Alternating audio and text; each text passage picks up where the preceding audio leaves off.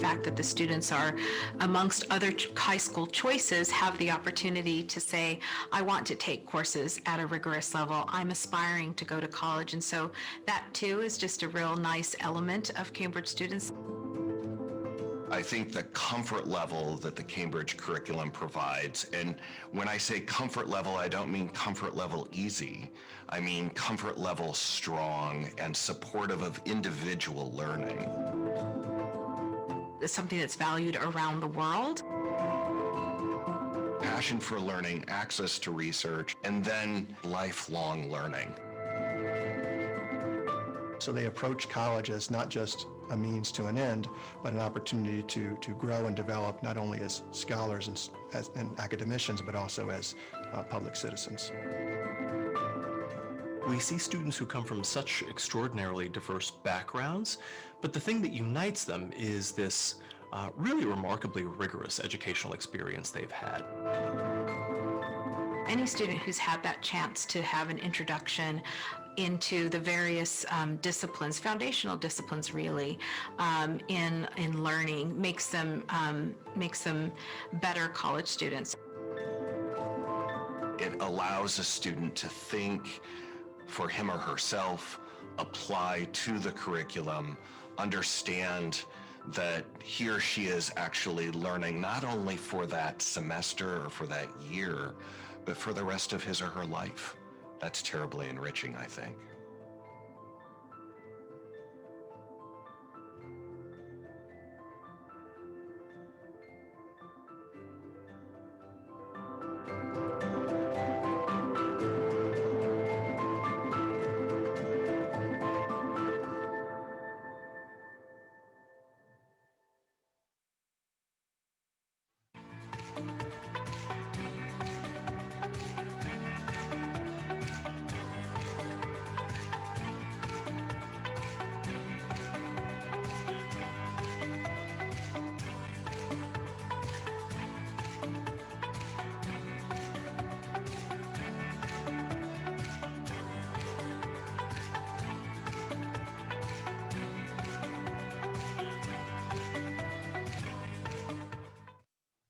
Assalamualaikum warahmatullahi wabarakatuh. Asyhadu alla ilaha illallah wa asyhadu anna Muhammadar Rasulullah. Assalatu wassalamu ala asrofil anbiya'i wal mursalin wa ala alihi wa sahbihi ajma'in. Amma ba'd. Puji syukur kita panjatkan kepada Allah Subhanahu wa taala yang telah melimpahkan rahmat, hidayah serta inayah kepada kita semua sehingga pada hari ini kita bisa berkumpul dan berjumpa dalam keadaan sehat walafiat tanpa kekurangan satu apapun. Sholawat serta salam selalu kita curahkan kepada junjungan Nabi Agung, Nabi besar, Nabi Muhammad SAW dan para sahabatnya yang setia hingga akhir zaman. Dan tentunya perkenankan saya menyapa yang terhormat Principal of Al-Azhar 55 Islamic Primary School Yogyakarta, Ibu Iyut Ayudia MPD. Yang kami hormati seluruh kepala sekolah Islam Al-Azhar Yogyakarta. Yang kami hormati manajer boarding school Al-Azhar Yogyakarta. Yang kami hormati HRD Sekolah Islam Al-Azhar Yogyakarta. Yang kami hormati Humas Sekolah Islam Al-Azhar Yogyakarta. Yang kami hormati tentunya pembicara kita pada hari ini yang sudah bergabung melalui Zoom pada hari ini, Ibu Roslina Ferauli. Selamat bergabung Ibu. Dan tentunya yang kami cintai seluruh guru, karyawan, dan wali murid SD Islam Al-Azhar 55 Yogyakarta. Dan tentunya seluruh tamu undangan yang tidak bisa kami sebutkan satu persatu. Bapak Ibu peserta webinar yang berbahagia, sebelum acara kita mulai, marilah bersama-sama sejenak kita menyanyikan lagu kebangsaan Indonesia Raya. Untuk itu, dimohon posisi siap.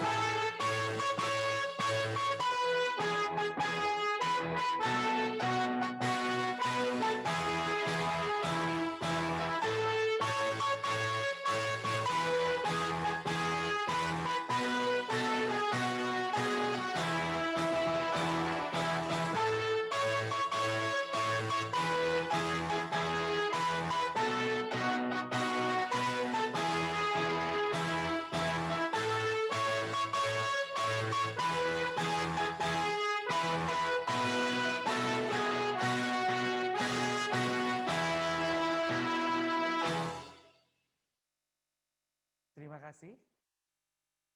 Bapak Ibu peserta webinar yang berbahagia, sebentar lagi akan kita perdengarkan virtual speech from Principal of Al-Azhar 55 Islamic Primary School Yogyakarta, Ibu Iyut Ayudia MPD.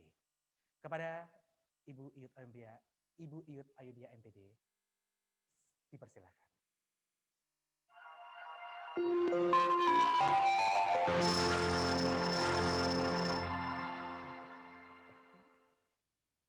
Assalamualaikum warahmatullahi wabarakatuh. Ibu, Bapak, apa kabar? Semoga selalu dalam berkah Allah, dalam lindungan Allah, dan dalam rahmat Allah Subhanahu wa taala. Kali ini sekolah dan parents harus bertemu secara virtual. Izinkan saya sebelum kita menyimak parenting dari Bu Vera memberikan sedikit prakata untuk kita bisa memahami visi misi sekolah Al-Azhar 55 Yogyakarta. Ibu, Bapak, saat ini semuanya serba tidak jelas, semuanya serba sulit, unpredictable, uncertain. Tapi sebagai mukmin, kita selalu punya Allah, kita selalu punya zat tempat kita bergantung, Allah Subhanahu wa Ta'ala. Ini semua kuasanya. Kita hanya bisa mengikhlaskan ini semuanya, lalu menjalankan peran kita masing-masing dengan baik. Salah satu peran kita adalah sebagai parents. Bagaimana kita membentuk anak-anak kita menjadi pribadi yang kuat, menjadi pribadi yang mandiri, menjadi pribadi yang problem solver, menjadi pribadi yang bermanfaat seluas-luasnya, baik secara lokal maupun global. Kemandirian itu linear dengan visi misi sekolah Al-Azhar 55 Yogyakarta. Salah satu misi kita adalah menjadi independent learners. Bagaimana they learn how to learn. Ada dua aspek yang harus anak-anak pahami. Yang pertama adalah they know what to learn and they know how to learn. Dalam menjadi pribadi yang learning how to learn, ada 4 aspek yang harus kita dasari. Yang pertama, disiplin. Yang kedua, responsibility. Yang ketiga, positivity. Dan yang terakhir, dapat bekerja sama dan berkomunikasi dengan orang lain dengan efektif. Hal tersebut, apabila kita tidak dasari dari kelas 1, gap antara anak-anak yang independent learners dan anak-anak yang belum menjadi independent learners akan semakin jauh. Semoga dengan parenting ini, baik sekolah maupun parents bisa mendasari itu, bisa menjadikan anak-anak menjadi independent learners. Sehingga gap antara anak-anak yang belum independen dan sudah independen itu tidak ada atau minim. Semoga kita bisa menyimak dengan baik parenting dari Bu Vera dan dapat bermanfaat untuk ibu, untuk bapak maupun untuk anak-anak, baik secara profesional maupun personal. Baik, cukup sekian dari kami. Wabillahi taufiq wal hidayah. Wassalamualaikum warahmatullahi wabarakatuh.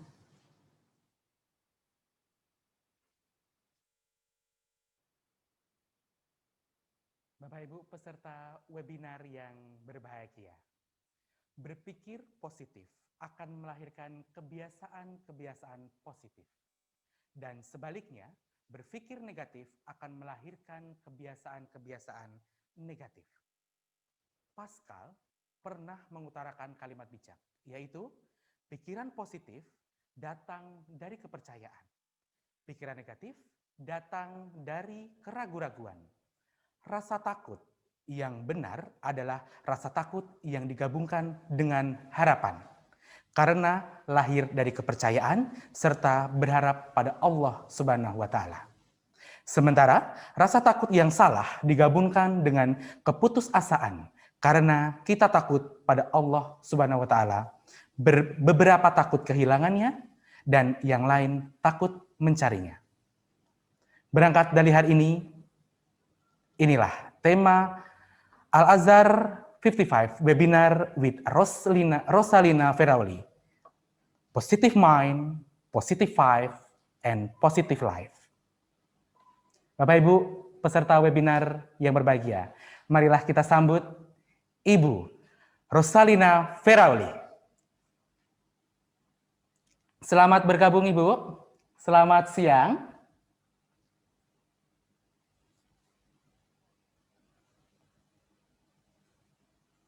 Sebentar, kita masih terhubung dengan Ibu Rosalina Ferauli.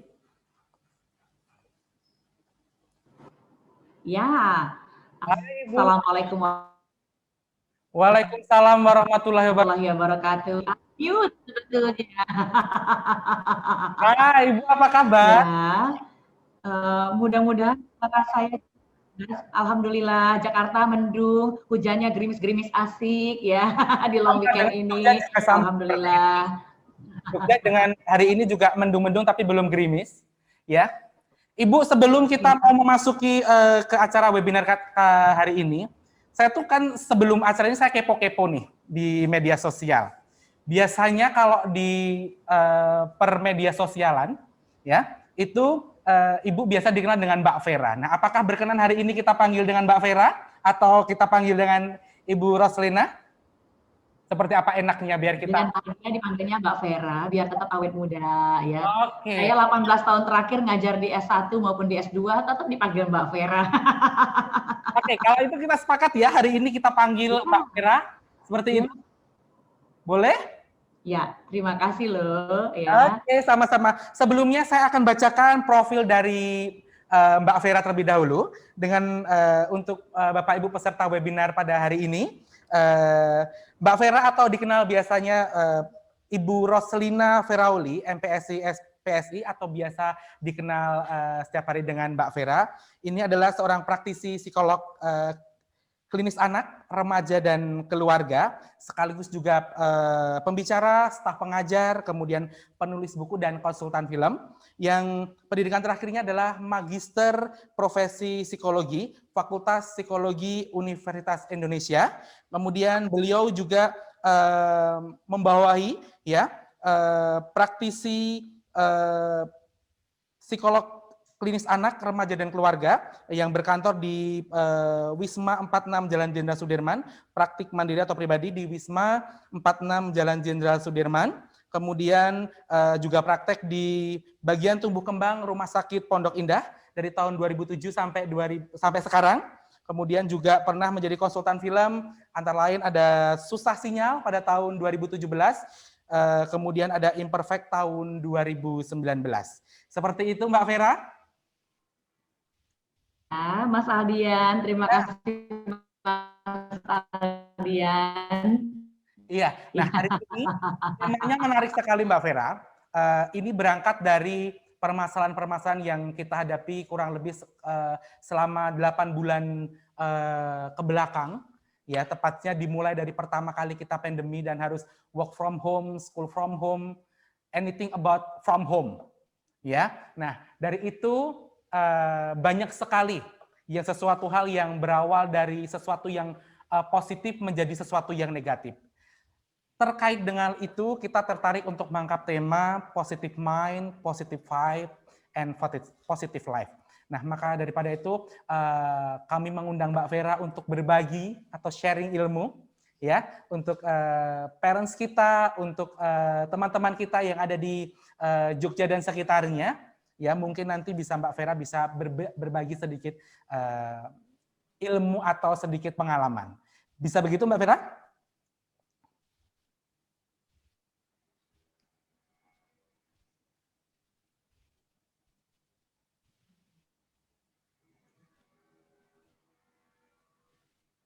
Halo? Ya, Bapak Ibu, mungkin ada sedikit. Ya, Mbak Vera, bisa mendengar saya? Saya sangat jelas menerima suaranya Mas Aldian dan seluruh ibu. Berikut tayangan visualnya. Chat ibu, ya, ibu-ibu soal kita ya. Boleh di-share di kolom chat bahwa sebetulnya tayangan kita cukup jelas dari Jakarta dan suaranya pun sebetulnya dapat diterima dengan baik, sehingga saya dapat feedback apakah suara saya diterima dengan baik di sana. Oke. Kalau bisa saya kasih feedback, Mbak, masih agak sedikit terputus-putus, tapi sudah cukup jelas. Ya, mungkin dari segi gambar masih sedikit terputus-putus. Iya. Oke, jadi Bapak Ibu peserta webinar yang berbahagia, nanti di akhir acara akan ada sesi Q&A, ya. Nanti akan kita buka sesi tanya jawab dengan Mbak Vera terkait dengan positive minds, positive vibes, and positive life. Jadi untuk itu kami berharap Bapak Ibu peserta webinar tetap stay sampai nanti di akhir acara, karena selain nanti juga ada webinar, nanti kita akan juga bagi-bagi door prize. Ada 5 buah door prize spesial dari sekolah SD Islam Al-Azhar 55 Yogyakarta, yaitu masing-masing akan mendapatkan pulsa sebesar Rp100.000 hadiah disponsori oleh Jamiah SD Islam Al-Azhar 55 Yogyakarta. Untuk itu, apakah Mbak Vera sudah siap Mbak untuk menyampaikan materi pada siang hari ini? Insya Allah ya.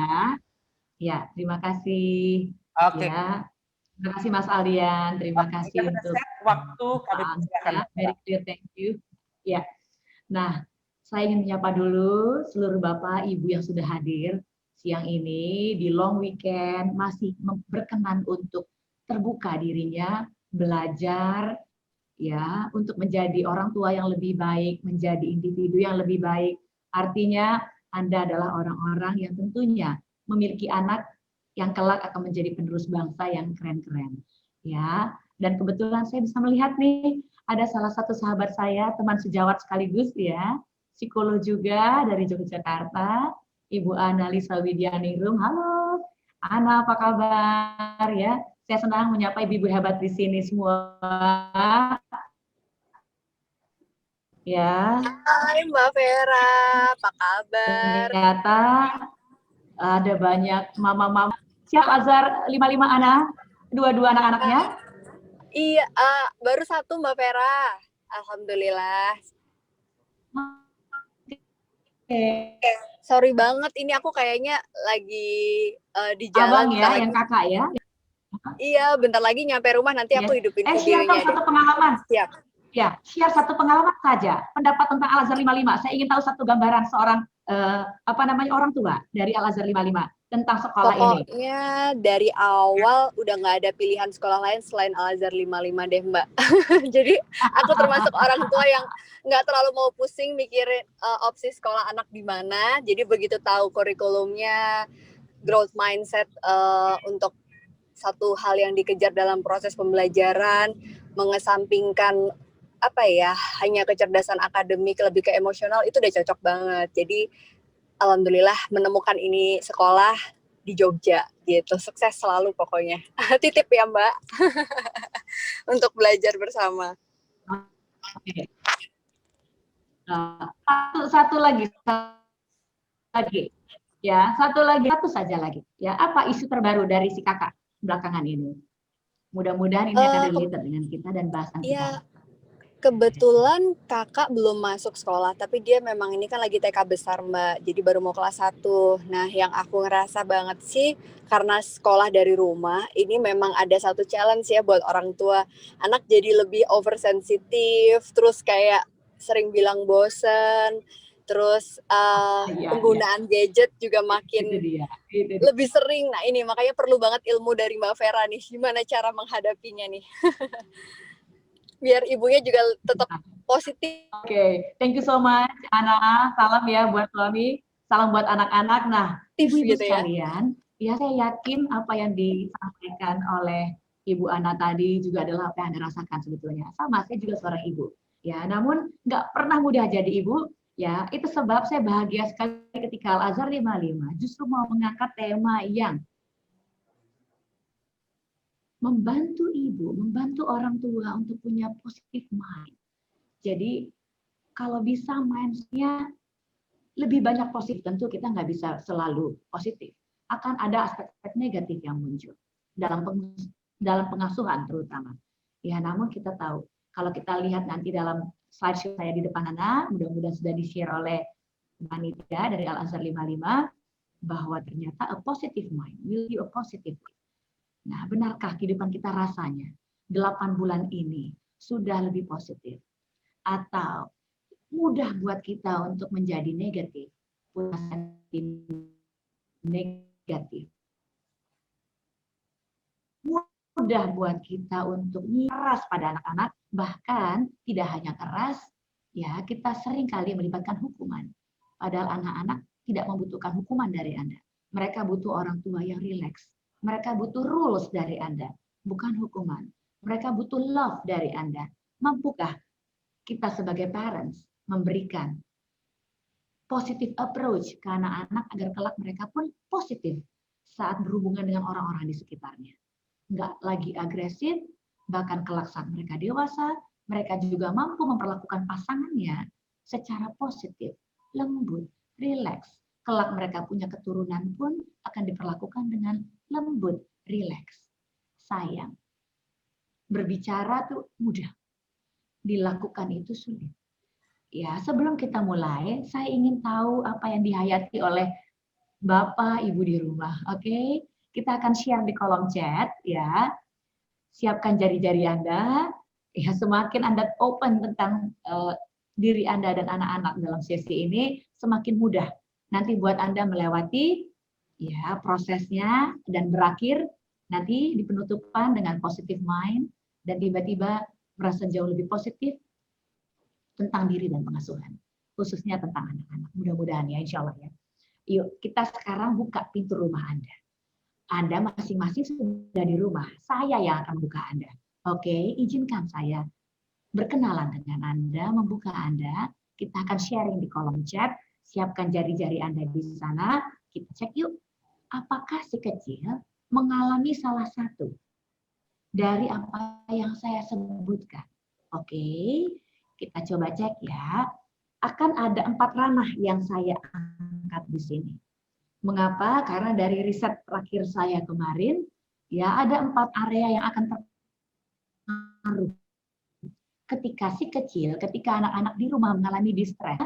Dan ingat, ternyata kebanyakan orang tua nggak paham kalau anaknya sedang tertekan, anaknya sedang stres. Hanya 15-30% orang tua yang mengerti bahwa anaknya tertekan dan apa yang sedang membuat anaknya tertekan. Selebihnya orang tua nggak paham.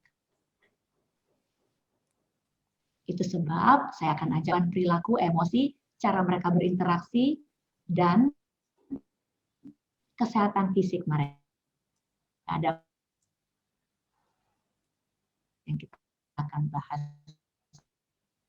Oke, siapkan jari Anda. Coba cek. Kita mulai dari aspek emosi. Misalnya betul moodnya Anda mudah berubah, jadi sensi. Ya, kita mulai ya di kolom chat ya. Yang pertama, mood anak mudah berubah. Ya, belakangan ini. Kalau diminta belajar, mereka menolak untuk belajar. Lebih banyak waktu untuk gadget, ya, dan memang belakangan banyak keluhan yang masuk ke ruang praktik saya dan sahabat-sahabat sesama sejawat, teman sejawat. Salah satunya adalah tentang gadget dan pornografi belakangan ini, ya konten-konten porno yang ada di YouTube. Nah, ya mengeluh tentang PR-nya bahwa rasanya terlalu banyak tugas dan karena sulit-sulit, ya. Mulai ada keluhan sukar makan atau sukar tidur, ini adalah masalah perilaku, masalah perilaku yang dimunculkan oleh anak. Kalau Anda punya atau mengamati, mendeteksi kayaknya ada nih di anak, Anda boleh share, saya akan cek ya di sini. Oh ternyata putus-putus kata ini Ibu Rajendra atau mamanya Rajendra ini putus-putus. Ya suara saya sudah mulai terdengar jelas. Kalau saya melihat Anda semua oke. Ya, sudah aman. Ya. Silakan di-share ya, apakah Anda menghayati, menemukan bahwa ada masalah perilaku yang muncul pada anak-anak di rumah. Semakin kita terbuka, semakin kita mudah untuk mengubah anak-anak. Silakan. Nah, sambil kita mendeteksi ya, mudah-mudahan insya Allah pada baik-baik nih. Anak-anaknya di rumah ya, papa mamanya lagi belajar. Oke, lihat yang kedua. Tadi kan masalah di ranah perilaku. Sekarang kita lihat di ranah emosional. Ya, anak mulai marah-marah. Ada orang-orang di rumah. Ada aja yang dijadikan sasaran kemarahan. Mulai dari pengasuhnya, papa mamahnya, adiknya digangguin. Ya, ini dari Bapak Zayan Ali. Ya. Bapak Zayan for Ali, ya, moodnya gampang berubah, menolak belajar, yes, betul, ini yang muncul sebetulnya, Anda nggak sendirian Bapak, ya, moodnya gampang berubah, menolak belajar, mengeluh jenuh dan bosan, Anda nggak sendirian, ya, anak-anak Anda nggak sendirian, kita lihat lagi anak-anak yang lainnya, dari Bapak Asyam, ini Bapak atau Ibu nanti ceritakan ya, Ibu misalnya, titik 2 misalnya ya, atau Bapak titik 2. Lebih banyak waktu untuk gadget, anak-anak lebih asik dengan diri sendiri atau main sama teman-teman via online. Nah, lihat ya, mulai muncul nih Ibu Ina yang mulai bilang bosan. Yes. Ya, katanya semua sudah dimainin.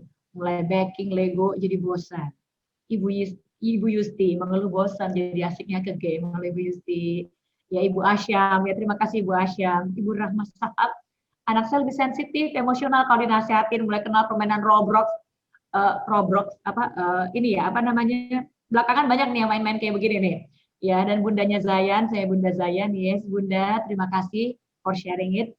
Jadi Anda mengamati Iya ya, ada perubahan perilaku. Terima kasih nih ibu-ibu yang peka sama anak-anaknya. Kita beri aplaus dulu. Ya, acung jempol saya karena Anda peka, Anda detail menjelaskan. Anak-anak perilakunya jadi begini. Ya, ada perubahan mood. Mereka lebih mudah bosan. This is very beautiful. Karena kita akan mulai dari pemahaman orang tua atas anaknya. Gimana kita mau ngubah diri kalau kita nggak kenal anak kita sendiri, nggak tahu apa yang mereka alami, apa perilaku yang berubah, apa emosi yang terjadi, gitu ya. Terima kasih untuk sharing it. Ini menunjukkan bahwa bunda-bunda dan ayah-ayah di Al-Azhar 55 Yogyakarta ternyata kenal anaknya sendiri. Betul-betul terlibat. Dari Rajendra di sini belum ketemu solusi untuk mengurangi gadget anak. Yes. Alhamdulillah anak saya ada teman dan hewan-hewan peliharaan. Very good, Ibu Kinaya. Ibu Nafisa, waalaikumsalam. Anak saya belum bisa mandiri. Minta selalu didampingi pada saat Zoom kelas. Ini seperti anak kedua saya. Sama ya kita ya tos, tapi nanti akan ya karena baru pindah dari New Zealand ya nanti kita akan ngobrol lagi lebih lanjut ya Ibu ya. Ibu Zeze dan Kila main Roblox terus sama teman-teman, susah belajar jadinya. Benar ini pelarian nih. Savana, anak kurang fokus. Nah, sekarang kita lihat. Anda sudah mendeteksi bahwa ada nih perubahan perilaku pada anak, mulai mengeluh bosan, perubahan emosional pada anak, mudah marah-marah. Pada beberapa anak mulai muncul keluhan nggak merasa disayang oleh ortunya. Anak mulai cemas tentang performa belajar buat anak-anak yang terbiasa berprestasi dan pintar. Mulai mengeluh tentang dirinya, ngerasa bahwa dia nggak paham, dia nggak suka, dia ngerasa bodoh, komentar-komentarnya mulai negatif. Frekuensi mereka untuk bertengkar dengan Anda atau dengan kakak adiknya semakin tinggi. Nah, jadi udah interaksi dengan orang. Lihat, jadi mulai bertengkar dengan kakak adiknya. Mulai mengeluh ada sakit kepala, sakit perut. Itu ranah ini. Apa respons Anda biasanya? Apakah Anda sempat diskusi sama anak-anak? Ya, apakah Anda berusaha melakukan sesuatu? Ya, mengupayakan sesuatu atas kondisi-kondisi ini. Apa yang Anda pernah lakukan? Efektif enggak? Tanyakan pada diri kita sendiri. Atau jangan-jangan sebagai orang tua kita mulai seperti ini. Mama yang distres, mulai berubah menjadi angry mama. Kita lihat yuk, kita cek sekarang mama-mamanya. Ya, mendeteksi diri Anda sendiri. Ya, yang jujur ya, kita deteksi diri kita sendiri. Ya, saya punya 3 ranah, 3 area yang mau saya cek dari Anda. Ya, coba review diri masing-masing secara emosional. Ya, respons Anda atas anak. Jadi mulai marah-marah, kadang menyerang, mengatakan anak malas, nggak mau belajar, nggak patuh, nakal, mulai teriak, maki-maki, bahkan merendahkan anak, dan membandingkan mereka dengan teman-teman sekelasnya, bahkan anak tetangga atau sepupunya, ya bahkan dengan kakak adiknya, mengancam dan memukul. Anda mulai emosional. Hati-hati. Saat mama emosional, artinya mamanya sedang negatif. Lagi jadi angry mama. Ayo, ada yang kayak gini nggak?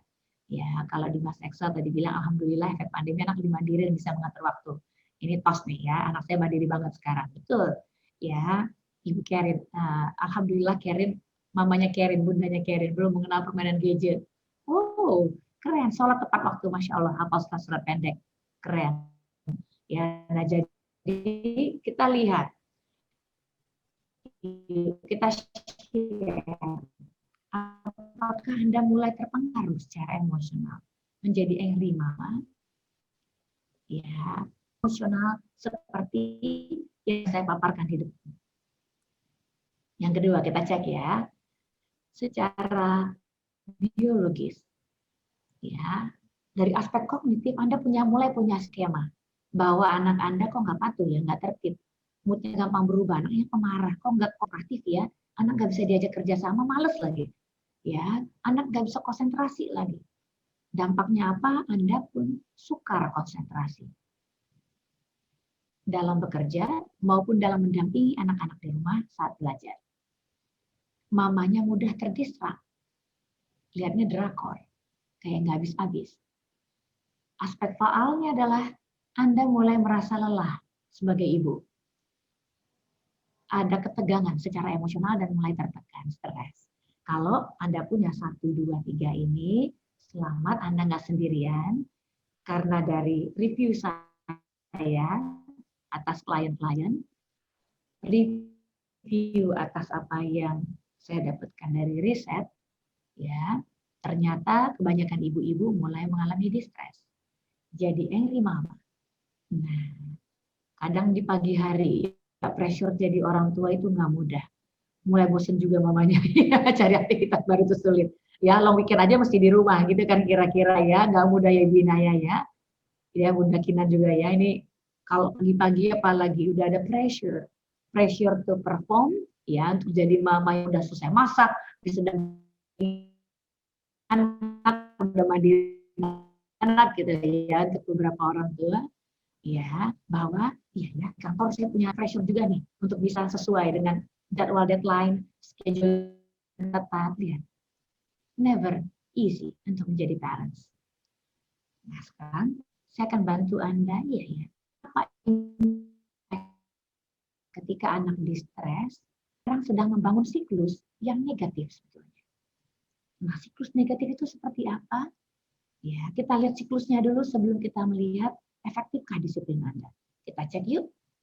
Nah, pada slide berikut ini, slide yang satu lagi berikutnya, sebelum kita kemari, ya, siklus negatif. Ya, kita lihat slide berikutnya dulu sebelum kita ke efektif disiplin orang tua atau tidak ini.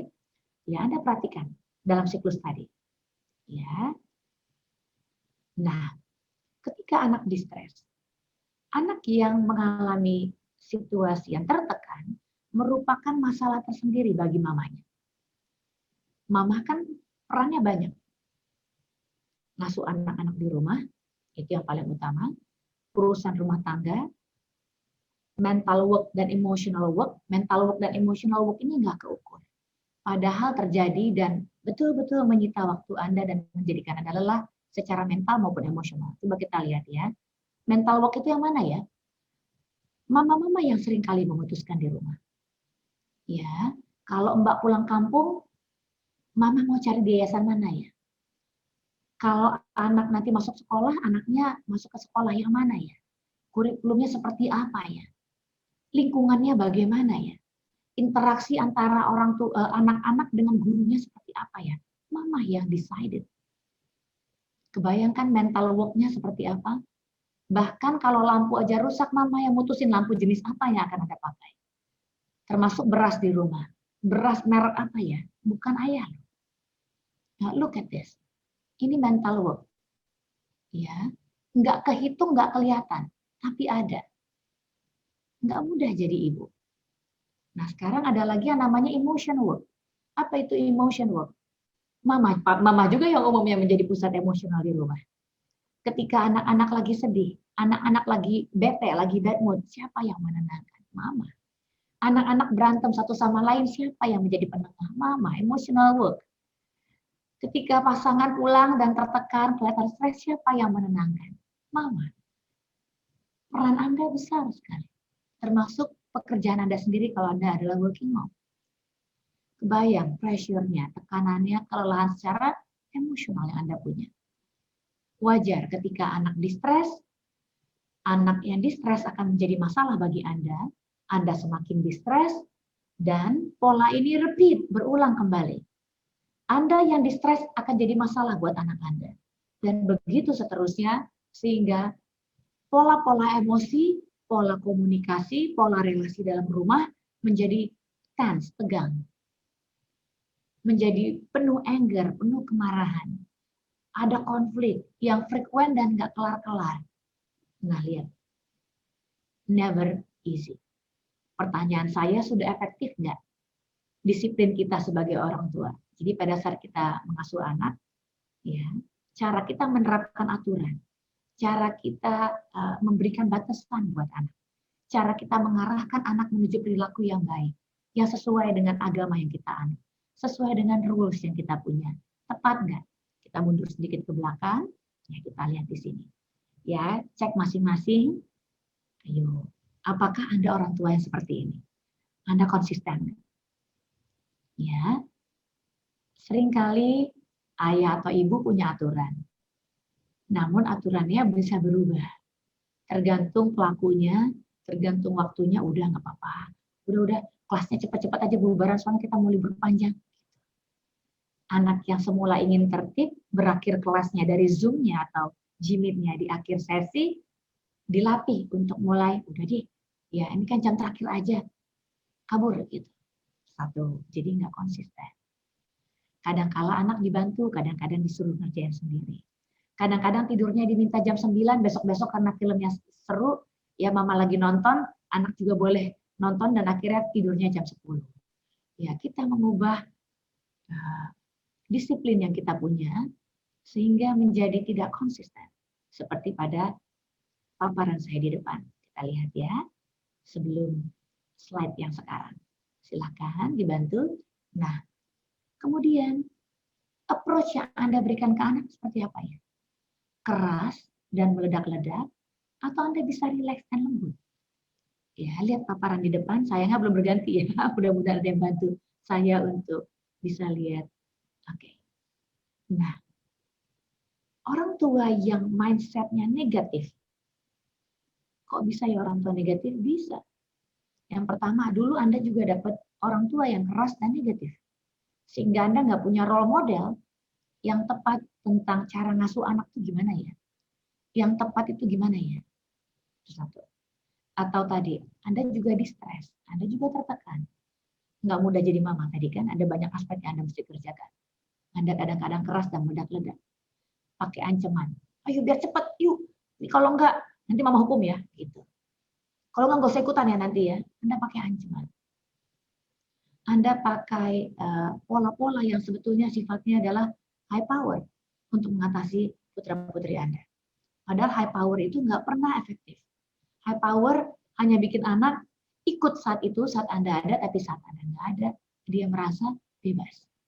Jadi, anak gagal untuk menghayati aturan Anda, disiplin Anda, value yang Anda punya, dia masukkan ke dalam secara internal. Dia gagal untuk punya internalisasi atas nilai-nilai yang Anda ingin tanamkan, aturan yang sedang ingin Anda kembangkan.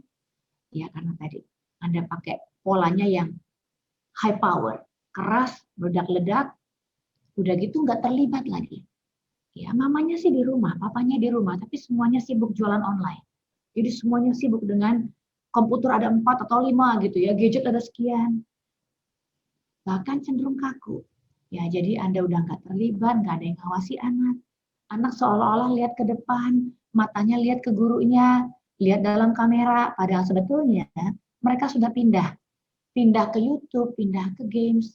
Kadang mereka capture diri mereka sendiri kayak lagi belajar, kemudian mereka pasang sebagai tayangan mereka sehingga mereka kelihatan freeze, lagi tertib, padahal sebetulnya sudah bukan di tempatnya lagi. Ada banyak ya aksi-aksi atau perilaku-perilaku yang bukan perilaku belajar yang muncul selama momen atau sesi belajar. Terkait tadi, disiplin kita nggak efektif. Seringkali kaku dan nggak fleksibel. Jadi nggak ada kata, bisa digeser, bisa ditukar, mah boleh digeser nggak? Nanti kan ada filmnya jam 7. Ya kalau aku belajarnya jam 6 sekarang, jadi jam 7 nanti udah kelar, jam 7 aku nonton, boleh nggak? Orang-orang yang kaku, orang tua yang kaku, dia nggak akan izinkan anaknya untuk mengatur jadwal secara fleksibel. Kasihan. Kalau Anda ada salah satu dari pola-pola ini, jangan-jangan distres yang tadi kita punya. Pola-pola yang ditampilkan oleh orang tua dahulu. Ya. Kemudian status emosional Anda terkait distres tadi dan kurangnya atau minimnya support system itu menjadikan Anda seperti yang di depan. Disiplinnya tidak efektif. Jadi negatif, mudah marah-marah. Gimana kita mau jadi orang tua yang positif? Ya, coba kita lihat, kita munculkan dulu negatif-negatif ini hingga kelar ya. Dan dari mana sumbernya? Sampai Anda begitu negatif, Anda nggak sendirian karena dari penelitian ya, ternyata 80% isi pikiran kita cenderung negatif. Lucu ya?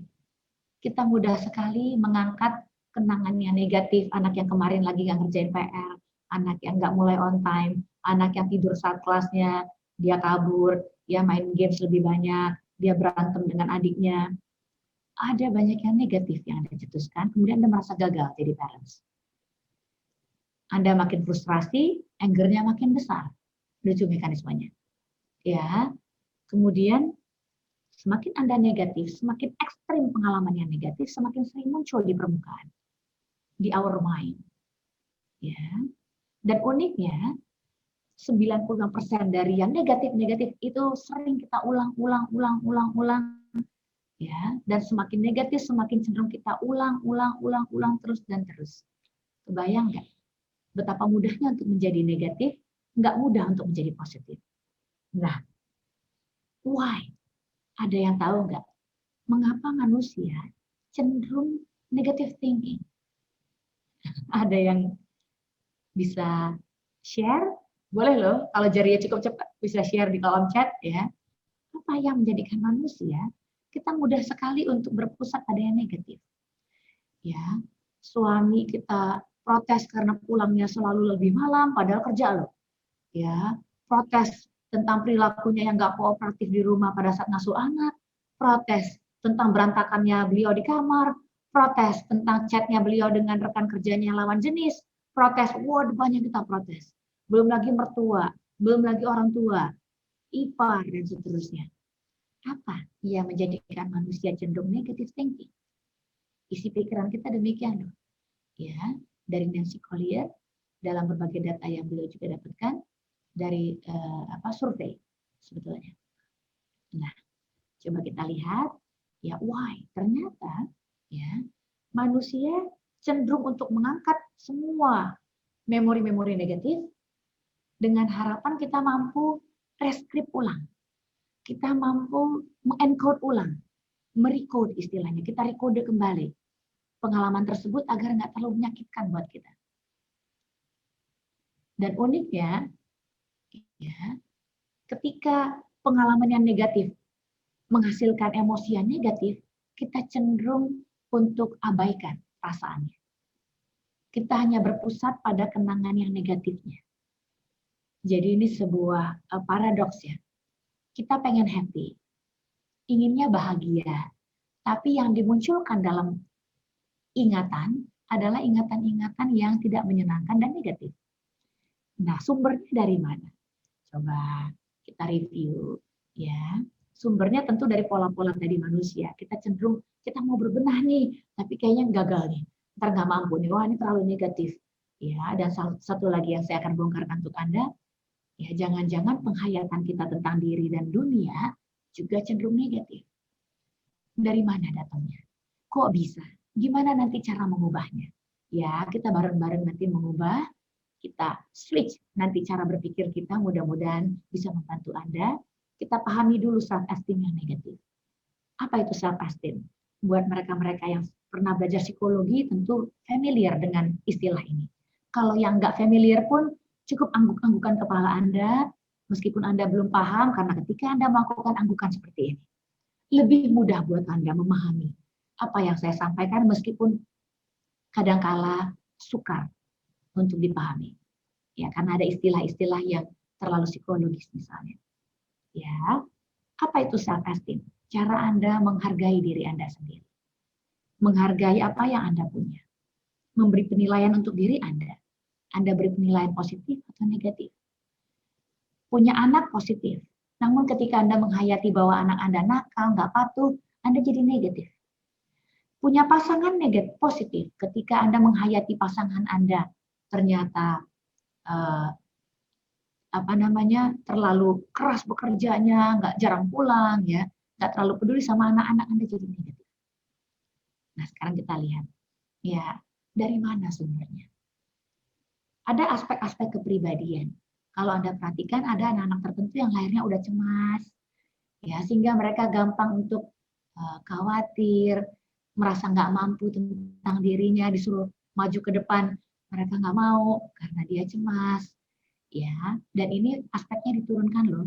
Ada beberapa pola kepribadian yang diturunkan dari kedua orang tua, dari keturunan dari 7 turunan ke atas gitu ya, dari orang tua, om tante atau kakek neneknya, yang secara genetis menjadikan mereka tadi cemas, cenderung introvert, udah sensitif, tertutup gitu ya. Sehingga kalau punya isu dia pendam di dalam. Jadi mudah sekali untuk terbawa menjadi negatif. Apalagi kalau punya kondisi kesehatan yang buruk, kita mudah menjadi negatif. Punya gangguan-gangguan kesehatan, kita menjadi mudah untuk negatif.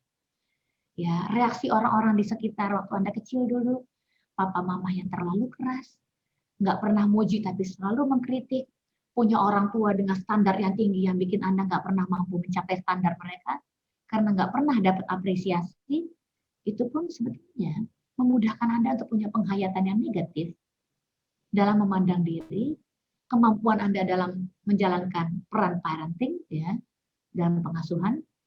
Kemudian Anda bandingkan diri Anda dengan orang lain, bahkan orang tua pun suka membanding-bandingkan Anda dengan kakak adik, jadilah Anda semakin merasa tidak kompeten, merasa inferior, merasa nggak yakin akan diri, Anda semakin negatif. Saat kita mudah negatif tentang diri kita, kita menyalahkan diri, menyalahkan orang, ya, mudah menjadi agresif, mudah tertekan, ya, apalagi kalau punya pengalaman hidup yang, ya, pengalaman hidup yang syarat akan kegagalan. Padahal pengalaman hidup itu nggak pernah ada kegagalan sebetulnya. Anda yang menceritakan bahwa itu gagal atau berhasil dari standar yang Anda punya. Standarnya siapa? Saya khawatir bukan standar Anda, melainkan standar dari orang tua Anda yang disisipkan buat Anda dan Anda pikir itu adalah standar milik pribadi. Kemudian Anda hold, Anda simpan untuk diri Anda dan Anda teruskan pada anak-anak saat ini. Impact-nya apa? Self-esteem yang negatif akan cenderung menjadikan Anda merasa bahwa Anda nggak punya kompetensi saat menjadi orang tua, nggak terlalu handal dalam mengatasi anak, nggak terlalu handal dalam mengatasi karir Anda, nggak terlalu handal dalam pernikahan, sehingga aksi-aksi yang Anda tampilkan menjadi turut negatif, kemudian mudah merasa I fail, saya gagal. Gagal jadi pasangan, gagal jadi orang tua, gagal jadi orang yang berkarir yang tertentu seperti Anda mau, siklusnya negatif. Ya. Nggak lelah. Masih relevan nggak untuk kita pertahankan pola-pola yang negatif? Kalau impact-nya hanya mengganggu kesehatan Anda, mengganggu cara Anda memandang diri pribadi, dan pengasuhan nantinya, mengganggu relasi Anda bersama pasangan dan anak-anak, terutama kolega-kolega dan teman sejawat nantinya, menjadikan Anda secara fisik menjadi bermasalah. Ingat, distress impact-nya ke semua sistem. Di tubuh kita ada 8 sistem, sistem gastro, sistem syaraf, sistem pernafasan, semua sistem itu kena. Dan pada orang-orang tertentu, salah satu sistem akan ada yang fail lebih mudah, tergantung dari aspek genetis tadi. Kebayangkan? Anda jadi punya penyakit-penyakit yang macam-macam. Hanya karena punya mindset yang negatif dan dipertahankan. Padahal ini bukan punya Anda, bukan punya anak Anda. Anak Anda baik-baik aja kok sampai detik ini. Suami sampai detik ini masih ada kan? Masih. Masih nafkahi? Masih tiap bulan. Masih pulang ke rumah? Masih. Masih main sama anaknya? Masih. Masih titip uang bulanan pada Anda? Masih. Artinya beliau masih committed, masih cinta. Karena masih peduli. Anak-anak, mereka masih ada dalam petnya? Masih. Ya, bisa sekolah di tempat yang baik? Yes. Mampu mengikuti pelajaran, so far masih so good. Very good. Anda, apapun yang Anda keluhkan tentang diri Anda masih berkembang hingga saat ini? Masih. Bahkan lebih baik dari ada 10 tahun yang lalu? Yes. Jadi untuk apa negativisme kita pertahankan? Kalau gitu kita ubah yuk. Yuk, apa kuncinya? Nah, saya punya positive approach buat Anda. Kita share ya. Dan tadi di sini udah ada beberapa share. Ya, dari Bu Rahma, Ibu Analisa juga. Ya, oh ya, oke. Dan dari Kinan juga. Nanti kita akan lihat ya. Anda bisa share langsung live nanti langsung nanya melalui nanti MC kita, Bapak Aldian tadi, setelah sesi kita berakhir. Saya akan membawa Anda dulu untuk punya positive mindset. Apa itu positive mindset? Ya, Sherry menyebutkan tahun 2017, ada 3 kriteria yang ditampilkan oleh orang-orang dengan positive mindset. Orang yang mudah untuk merasa positif, bahagia, hidupnya ringan. Hey, punya positive mindset bukan berarti nggak pernah negatif loh ya. Ya, kita tetap punya negativism tapi ada lebih banyak positif isu di kepala kita. Ya, mudah buat kita melihat dari sisi terbaik atas sebuah kejadian. Gampang disyukuri gitu. Iya ya, masih mending. Ya, semua orang pada berhenti, pada slow down selama pandemi, Anda masih mampu jalan-jalan, beli makanan yang enak buat anak-anak, melihat dari sisi terbaik. Mampu berharap akan hasil yang terbaik. Positif dalam menghadapi tantangan hidup. Ini 3 positif mindset. Caranya gimana Mbak Vera untuk bisa kayak gini? Ya, latihan boleh. Latihannya nanti bisa Anda teruskan di rumah. Ya, kita mulai sekarang, siapkan kertas Anda. Kalau nggak punya kertas, boleh nanti share di kolom chat. Ya, kita akan sama-sama latihan menjadi positif. Oke, ready? Yuk, kita buka slideshow berikut. Kita akan latihan sama-sama. Bersama seluruh Bapak, Ibu, dan guru-guru yang telah join hari ini di sesi kita. Positive mind, positive vibes, positive life in parenting. Kita lihat yuk. Nah, positive approach in parenting, kuncinya ada 2. Kita lihat ke depan ini. What went right, apa yang sudah berjalan dengan baik. Kita review boleh. Kalau tangan Anda cukup cepat, bikin di kolom chat. Kalau enggak, Anda bisa share di kertas Anda, nanti Anda bacakan kalau ingin share bersama saya di sini. What went right, apa yang sudah berjalan dengan baik selama ini. Anak-anak sehat, very good. Tumbuh kembangnya sesuai dengan buku tumbuh kembang, ya, catat, berarti semuanya went right. Berarti dalam pengasuhan, porsi Anda dalam memberi nutrisi yang baik buat anak tepat. Anda sudah memainkan peran memberikan kebutuhan anak dalam pengasuhan dengan baik. Karena anak tumbuh tinggi, berat badan, sehat dengan baik sampai detik ini. Kemudian what went right? Review lagi. Bahwa anak ya secara umum nggak mengalami hambatan-hambatan dalam tumbuh kembang. Catat buat Anda. Seandainya ada pun, ya, Anda sudah memberikan terapi dan ada perkembangan dalam diri anak. Itu what went right. Tuliskan. Apalagi yang what went right. Anak bersekolah sesuai dengan jadwal usianya. Sesuai dengan teman sekelasnya. All what went right, Anda bisa tuliskan. Apalagi yang what went right dalam pengasuhan Anda. Ya, anak-anak mampu adjust. Dengan pola-pola selama pandemi, school from home, dia bisa ikut cepat dari Zoom, ada webinarnya atau melalui Gmeet-nya. Kemudian mereka mampu belajar submit tugas-tugasnya sendiri, udah mulai mandiri. Itulah yang what went right dalam hidup Anda dan anak-anak selama pengasuhan. Lihat ya. Apalagi yang what went right. Anak-anak berantem, tapi mereka bisa akur kembali. Tuliskan. Ya, bila perlu share nanti di kolom ini. What went right dalam hidup Anda? Apapun yang Anda keluhkan tentang diri Anda sekarang punya anak, sudah menjadi ibu, Anda maju di setiap tahap-tahap tumbuh kembang Anda, memenuhi tugas-tugas tumbuh kembang Anda sesuai dengan schedule-nya. Anda menikah pada usianya, Anda punya anak, Anda punya pekerjaan, punya karir, ya, Anda punya pernikahan, punya pasangan, itu what went right in your life. Ini keren. Tiba-tiba Anda sadar, ya, apapun keluhan Anda tentang diri Anda sendiri, semua masih berjalan dengan baik kok. Suami masih pulang ke rumah, masih komited dengan pernikahan Anda, masih sayang sama anak-anak dan Anda, masih bertanggung jawab, itu what went right. Bahkan ada nafas-nafas religi di rumah Anda. Mampu bersyukur, mampu beribadah tepat pada waktunya. What went right? Tuliskan. Ya, kalau sudah, boleh yang udah kelar, ya, Anda punya satu kertas tentang yang Anda dapatkan hari ini tentang what went right. Semakin Anda sering mengingat bahwa everything's running well, semua berjalan dengan baik-baik saja dalam hidup Anda, lebih mudah buat Anda bersyukur dan berpusat pada ranah-ranah yang positif tentang kehidupan saat ini. Ya, dapat? Oke.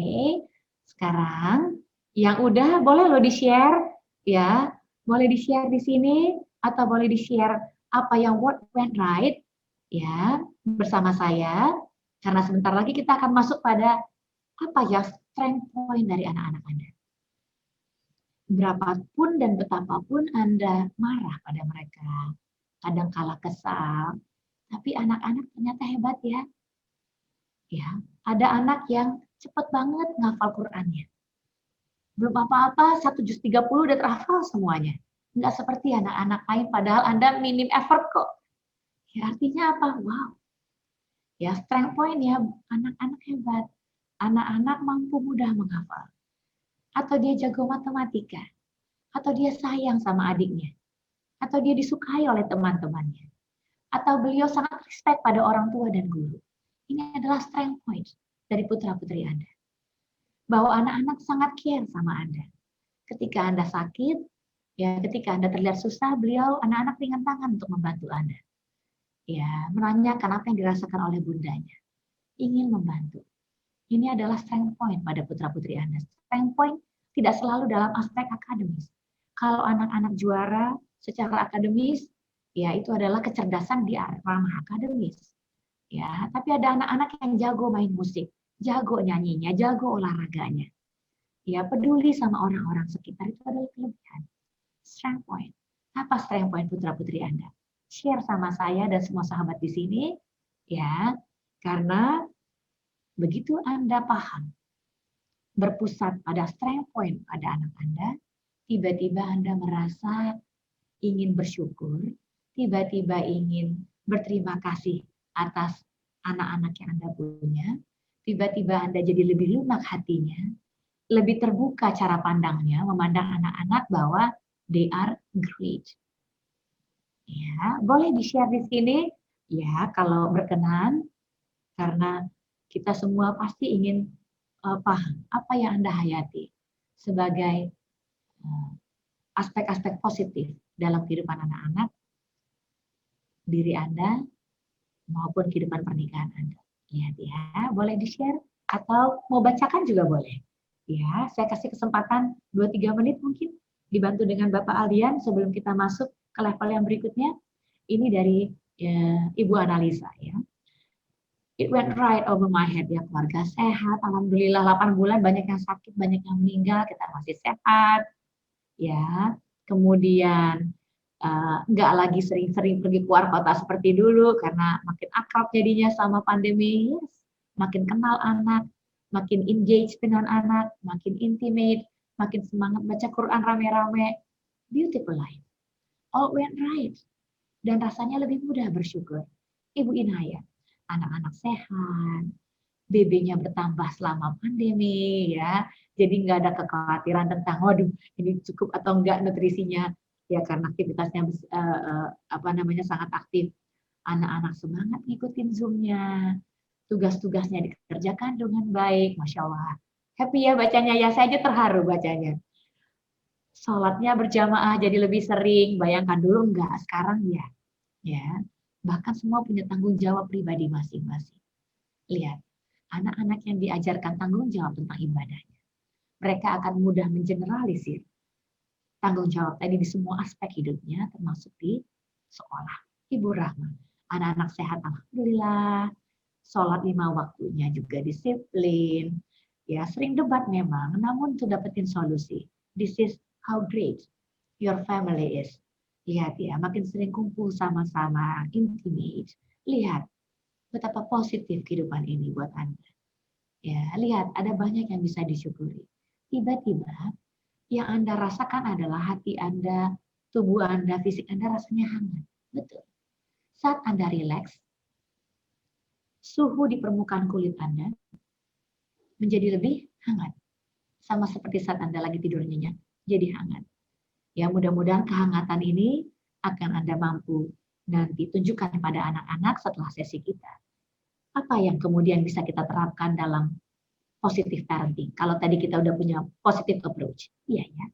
Positive approach maksudnya adalah hanya berpusat pada aspek-aspek yang berjalan dengan baik dan apa yang memang menjadi harapan Anda yang ada pada anak. Lihat. Jadi fokusnya pada aspek-aspek positif, inilah yang dimaksudkan dengan positive mindset. Impact-nya Anda punya positive vibes sekarang. Yang ingin Anda apply, wujudkan dalam positive life bersama anak-anak nanti. Kita baca lagi dari Ibu Siti Nur Azizah. Anak-anak sepanjang pandemi lebih terkontrol, sama dengan saya. Anak-anak lebih terkontrol belajarnya, makin semangat, malah memilih seperti sekarang aja deh sekolahnya gitu kira-kira. Mama papanya ya yang keblinger sebetulnya. Ngajinya makin baik ya. Ada lebih banyak waktu untuk kumpul bareng-bareng. All went right. Apalagi yang kurang? Apalagi yang kita bisa harapkan lebih dari ini? This is much dari apa yang bisa kita bayangkan sebelumnya. Beautiful. Nah, sekarang kita terapkan yuk. Gimana caranya agar positive approach ini tampil dalam positive parenting? Anda mungkin sudah sering dengar yang namanya positive parenting. Hari ini saya semakin mengingatkan untuk Anda, ya, apa itu positive parenting? Positive parenting seperti Anda lihat dalam paparan saya di depan, saat Anda berbicara pada anak, Anda berbicaranya dalam versi yang positif, namanya positive talk. Ya, kita sering ya menyebutkan aspek-aspek yang positif pada anak. Apa yang tadi all went right, Anda sebutkan pada anak. Tugas-tugas kamu kelar semua ya nak ya, itu keren. Apa yang Anda katakan pada anak adalah persis sama seperti apa yang Anda ucapkan dalam doa-doa Anda saat Anda sholat dan beribadah. Seringkali kita sholat menyebutkan semua yang positif-positif, harapan-harapan positif yang kita harapkan ada pada anak, namun saat ketemu anak kita jadi negatif. Hari ini kita latihan. Setelah mengenal tadi yang namanya positive approach, kita pakai positive approach-nya ya dalam positive life berupa apa? Positive parenting. Apa itu positive parenting? Saat Anda ngobrol dengan anak, Anda pakai kalimat yang lebih positif. Ya, bukan dalam bentuk, nah udah deh main games ya, nggak usah main games melulu deh. Melainkan langsung ganti, switch. Apa yang Anda harapkan anak lakukan pada saat itu? Yuk belajar yuk. Nah, this is positive talk. Yuk belajar yuk nak, mau sama siapa? Mama atau papa malam ini? Yuk kita olahraga yuk pagi-pagi. Saat Anda melihat anak mulai buka Gmeet untuk kelasnya, disiapkan 1 jam sebelumnya, karena sebetulnya dia mau main games dulu sebelum mulai kelas. Anda ajak yuk sepedaan dulu yuk keliling ke perumahan misalnya. Yuk kita siapkan sarapan bareng-bareng yuk. Ini adalah aspek positif. Ya, daripada Anda mengatakan misalnya, ih, kok nggak mau bantu mama sih? Males banget sih bantu mamanya, yuk ogah-ogahin kalau diminta bantu mamanya. Anda ganti dengan kalimat yang lebih positif yang mengacu pada aksi-aksi yang Anda harapkan ditampilkan oleh si kecil di rumah. Itulah positif talk. Sebutkan hal-hal positifnya. Ya, di sini ada Ibu Aluna bilang anak sehat selama pandemi. Ya, saya terharu kalau ngomong-ngomongnya positif seperti ini. Ya, karena tadi ada banyak positiveness di rumah kita ternyata. Nggak pernah sakit, anak paham rutinitas harian, ya beautiful kan, anak jadi mandiri, ya. Alhamdulillah, bahagia sekali baca-baca seperti ini. Sholatnya jadi jamaah, kata Ibu Dimas ya, Mbak Dimas ya. Jadi makin semangat, makin dekat sama ortu, look at that. Ya beautiful, semuanya all went right. Sekarang tinggal kita apply positive approach tadi dalam bentuk positive parenting. Yang pertama positive talk. Langsung saja kalau ngomong, mengacu pada aksi yang kita harapkan. Yang ditampilkan anak. Langsung ke sana. Yuk belajar, yuk nak. Yuk makan, yuk nak. Yuk sarapan nak. Gitu. Ayo anak-anak kita sarapan. Dengan panggilan-panggilan yang nice. Ya. Tunjukkan pada anak bahwa dia oke. Berikan positive feedback. Good job nak. Ya, seandainya dia hari ini jelek nilainya, katakan kemarin kamu oke. Artinya besok juga kita bisa bikin seperti kemarin, oke? Itu positive feedback. Seringkali manusia mudah menjadi negatif, itu sebab kita butuh reminder. Butuh reminder untuk jadi lebih positif. Yuk kita bantu anak-anak, kita adalah reminder bagi anak-anak kita bahwa mereka sudah positif di mata Anda. Bahwa mereka oke. Lupakan cara pengasuhan orang tua kita yang zaman dulu yang nggak ngerti aspek psikologisnya, belum ada riset-riset yang mereka pelajari gitu ya. Terapkan pola-pola terbaru, pola-pola kekinian, pola-pola yang lebih positif, pola-pola yang happy, pola-pola yang relax dan fun. Karena parenting adalah something yang lovable, fun, dan relax. Dan terakhir, berikan positive reinforcement. Anak butuh paham bahwa konsekuensi yang dia dapatkan akan positif. Saat mereka belajar, lihat kamu makin kompeten. Kompetensi anak, kemampuan anak mastering sesuatu adalah positive reinforcement yang bukan bersumber dari luar, tapi langsung dari dalam diri mereka sendiri. Dan ini jauh lebih bertahan lama. Ya, demikian dari saya. Jadi satu, pesan saya buat kita semua hari ini, tetap stay home, karena pandemi ini masih akan ada. Pertahankan positive mindset Anda, stay positive, happy mom, happy family. Terima kasih Mami Akil, Mami Aluna tadi juga udah share, ya, dan Ibu Dian juga. Terima kasih Ibu Aya. Saya kembalikan kepada MC kita Bapak Aldian untuk sesi Q&A. Silahkan. Baik, terima kasih Mbak Vera. Luar biasa sekali. Ya, materinya simple tapi meaningful sekali. Nah, Bapak Ibu peserta webinar yang berbahagia, kita akan buka sesi tanya jawab. Nah, kita akan membuka 3 sesi pertanyaan terlebih dahulu, ya. Kemudian nanti akan dijawab oleh Mbak Vera. Baik, silakan. Apakah dari kita yang memilih atau dari Mbak Vera yang memilih? Langsung dari Bapak Aldian ya. Siap ya. Mari kita buka dulu 3 sesi penanya sesi pertama. Ya, mungkin bisa melambaikan tangan atau kalau jika susah bisa langsung diketik di chat box dan nanti akan kita bacakan bersama-sama. Oh, oke. Bunda Rajendra? Ya, yang pertama Bunda Rajendra, silakan. Ya, terima kasih. Assalamualaikum warahmatullahi wabarakatuh. Waalaikumsalam warahmatullahi wabarakatuh, Ibu. Selamat siang, Mbak Vera. Salam kenal. Salam kenal ya, Ibu ya. Maminya Rajendra. Iya. Ini mau konsul Mbak Vera. Kebetulan kan, maaf background saya ini karena saya memang lagi lembur di kantor. Enggak apa-apa, malah keren. Ya, senang lihat ibu-ibu lagi karena kami setiap akhir bulan harus masuk ya, banker harus masuk, jadi latar belakang saya ini. Yang ingin saya konsultasi sharing di sini tentang Rajendra yang sekarang itu lagi gila gadget. Maksudnya gini, saya kan pekerjaan saya dituntut pergi pagi pulang sore, bahkan pulangnya malam. Kadang-kadang kalau kondisi akhir bulan saya pulangnya malam. Kebetulan papahnya juga pekerjaannya sama, bahkan sering keluar kota. Jadi dengan kondisi pandemi ini, pengawasan kami terhadap dia itu hanya dengan rasa percaya, sangat percaya sama dia gitu. Ya, paling-paling kalau saya tanya bagaimana pekerjaannya, sudah selesai atau belum, kadang-kadang dia menjawab sudah. Memang ada kesalahan dari saya tidak langsung mengecek ya. Karena kadang pulang kantor itu kondisinya sudah capek, kadang saya tunda udah besok gitu. Nah, ternyata berjalannya waktu itu ternyata walaupun dia jawab iya, kadang ada memang yang belum dikerjakan gitu loh Mbak Vera. Umur Rajendra berapa Bu, boleh tahu?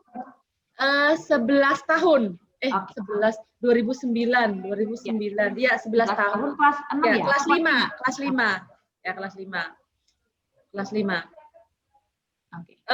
Saya itu maksudnya pengen bagaimana saya cara saya mengatasi dengan kondisi pekerjaan saya dengan suami, sedikit pengawasan untuk dia gitu loh. Tapi sebenarnya dia kalau sama lingkungan dia sudah sangat aware. Maksudnya pagi itu dengan saya dengan orang tua selalu bangun pagi itu sudah langsung memeluk I love you mama, mau berangkat juga I love you mama. Dengan lingkungan itu dia sangat aware gitu. Cuman dengan pelajarannya itu yang kadang-kadang masih enggak ini gitu loh Mbak Vera. Jadi Mungkin karena pengawasan dari kami juga kurang karena keterbatasan waktu kami ya. Kami komunikasi yang intens hanya di weekend. Senin sampai Jumat itu hampir dibilang kami pergi pagi pulang malam, komunikasi sebentar di meja makan, langsung masuk ke kamar masing-masing seperti itu. Jadi komunikasi saya ke dia itu yang masih saya belum tahu cara menyampaikannya agar dia itu jauh dari gadget gitu loh. Kadang begitu selesai Zoom-nya jam 1, langsung janjian sama teman-temannya juga gitu, sama teman-teman satu kelasnya gitu.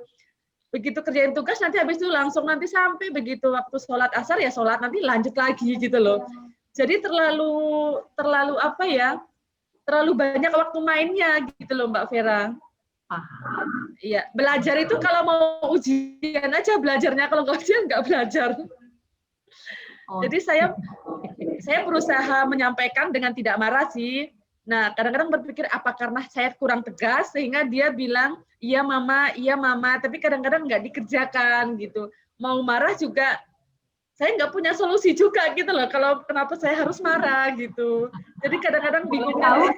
Boleh tahu Bunda, Rajendra bermain gadgetnya di jam-jam apa aja ya? Tahu nggak? Dalam setting atau konteks apa saja ya? Pada saat jam belajar di depan komputer atau sebetulnya dalam semua sesi occasion dia main gadget? Sebenarnya kalau kami bangun pagi, selesai sholat subuh itu, dia kan Zoom-nya jam 8. Nah, nanti habis sarapan kan jam 7. Kadang sudah siap, dia sudah siap di depan kok di laptopnya tuh jam 7. Ya. Sambil menunggu Zoom mulai, dia main dulu sama teman-temannya, seperti itu. Nah, nanti selesai Zoom itu kan jam 1. Nanti dia lanjut lagi, main lagi sama teman-temannya. Jadi nanti begitu waktunya sholat nanti lanjut lagi mainnya gitu. Memang saya stopnya karena saya pulangnya maghrib, kadang-kadang nanti kalau yang penting mama pulang stop ya gitu. Ya dia stop gitu. Tapi habis itu stop laptop, kadang-kadang lanjut sama pakai HP, kadang nonton yang ini gitu loh. Waktu belajarnya yang memang kurang. Oke.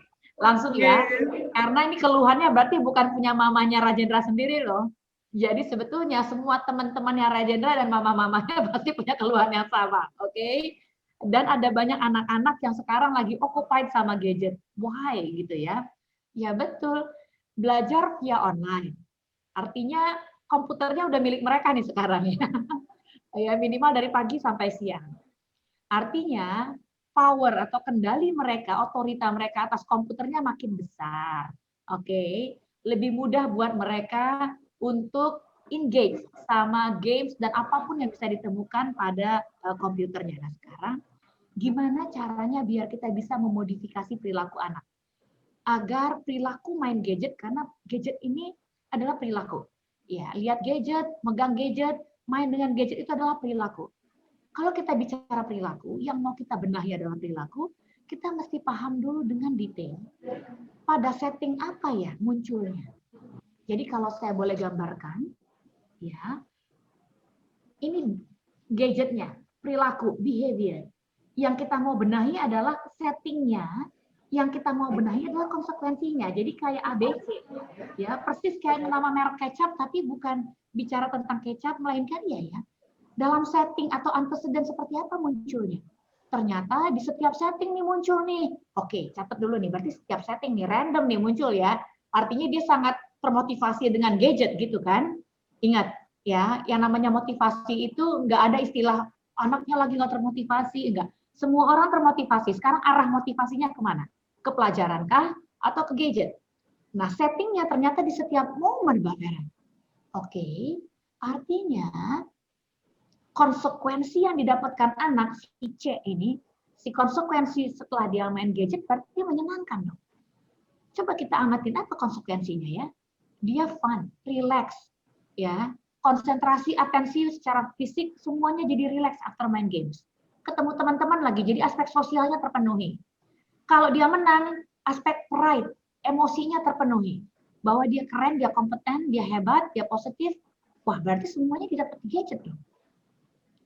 Gimana caranya supaya dia berhenti dengan gadget? Nggak mudah kalau semua aspek terpenuhi dengan gadget. Jadi apa yang bisa kita lakukan? Kita distract yuk anaknya, gitu. Dengan cara apa kita distract anak ini?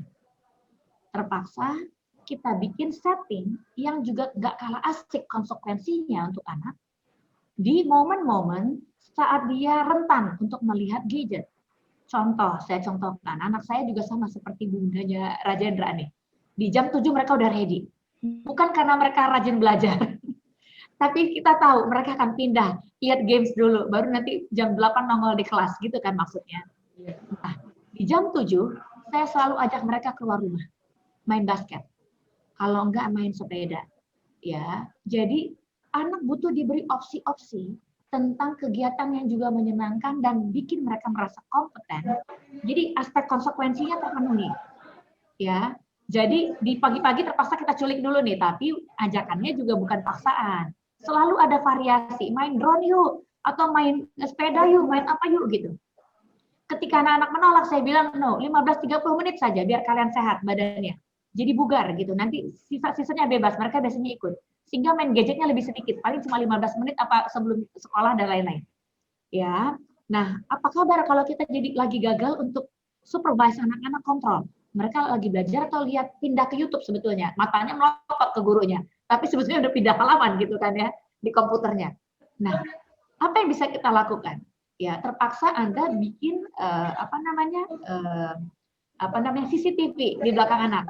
Tapi katakan pada anak, this is not okay actually.